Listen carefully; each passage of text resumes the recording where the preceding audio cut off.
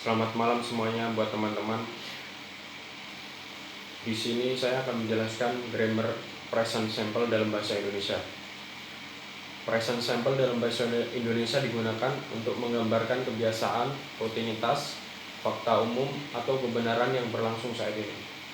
Dan berikut adalah cara membentuk kalimat dengan present simple dalam bahasa Indonesia. Yang pertama adalah polanya.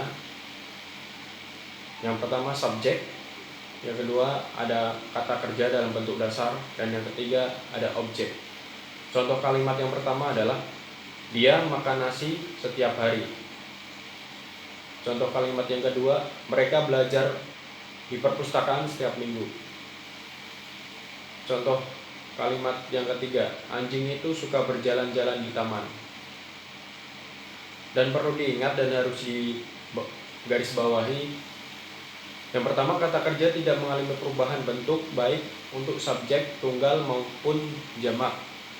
Dan yang kedua, biasanya tidak menggunakan kata bantu seperti contohnya kata sedang dalam present continuous. Dan yang ketiga, dapat digunakan untuk menggambarkan rutinitas atau fakta umum. Dengan mengungkapkan pola ini, teman-teman dapat membuat kalimat dengan present simple dalam bahasa Indonesia untuk menjelaskan kebiasaan, rutinitas, atau fakta umum yang berlangsung saat ini. Dan yang kedua adalah saya akan menjelaskan grammar present continuous dalam bahasa Indonesia.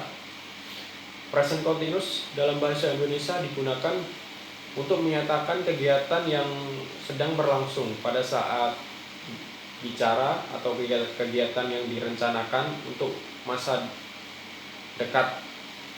Dan berikut adalah cara membentuk kalimat dengan present continuous dalam bahasa Indonesia. Yang pertama, di sini ada subjek, sedang, kata kerja dalam bentuk dasar, dan keterangannya. Yang kedua, contoh kalimatnya. Contoh kalimat yang pertama adalah saya sedang makan. Yang kedua, mereka sedang belajar untuk ujian besok. Dan yang ketiga, kami sedang menonton film di bioskop.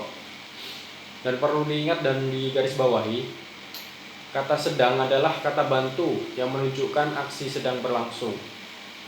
Dan yang kedua, kata kerja tidak mengalami perubahan bentuk, tidak ada tambahan S, bentuk subjek tunggal orang ketiga. Yang ketiga, present continuous digunakan untuk menjelaskan kegiatan yang sedang terjadi pada saat bicara atau rencana masa depan yang sudah direncanakan. Dengan menggunakan pola ini, teman-teman dapat membuat kalimat dengan present continuous dalam bahasa Indonesia untuk menjelaskan kegiatan yang sedang berlangsung atau rencana masa depan yang sudah direncanakan. Dan yang ketiga, saya akan menjelaskan grammar past simple dalam bahasa Indonesia. Past simple dalam bahasa Indonesia digunakan untuk menyatakan kejadian atau tindakan yang terjadi di masa lampau dan sudah selesai. Berikut adalah cara membentuk kalimat dengan past simple dalam bahasa Indonesia. Contoh polanya adalah di sini ada subjek dan kata kerja tentunya dalam bentuk lampau dan objek.